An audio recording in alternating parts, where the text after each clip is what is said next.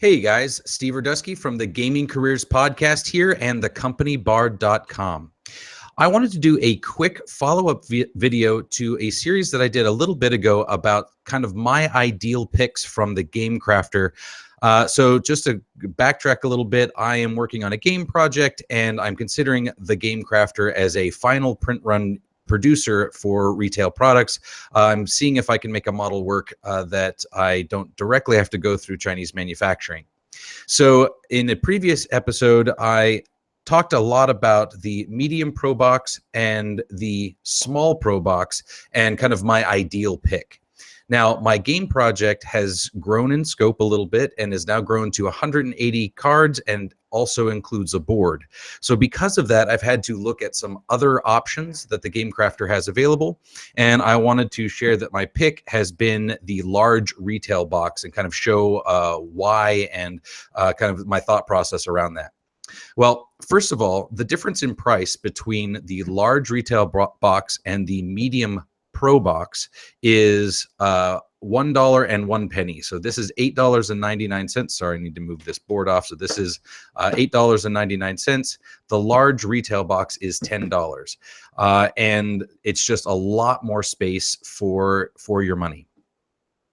In addition to that, the board that's associated with the medium Pro Box comes in at $9.49 plus the $8.99 here. So the total for this package here, which is the medium Pro Box plus accordion board, is $18.48.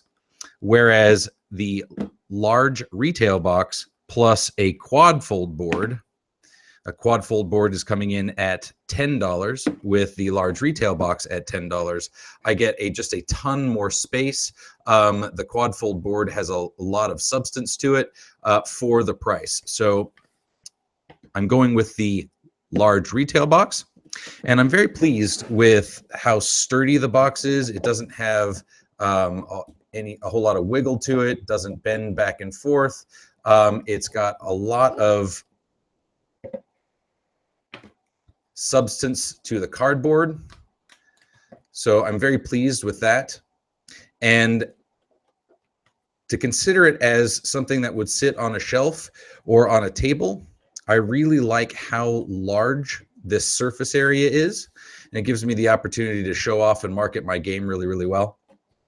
One thing that I will say, just by way of a quick review here, I like how the quad fold board works and fits very comfortably in the large retail box. I'll show you that in just a second.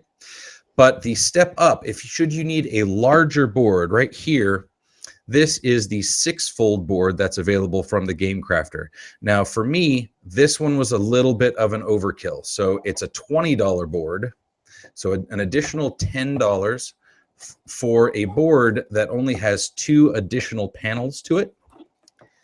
And so for me, we're already running into a price difficulty whenever you're using a small print run or a print-on-demand service.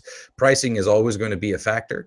So unless your game absolutely needs the massive board, this one wasn't worth the purchase to me. So while I would like the extra space to be able to do some stuff with my game, I wasn't able to justify the price point if it's not a prototype. If it's something that's end line, it's just going to put me out of my market way too much.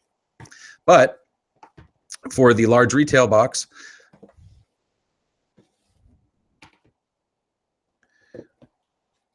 has a lot of space to it, has a really good amount of area here, and my game comes in at 180 cards with poker cards and with some jumbo cards.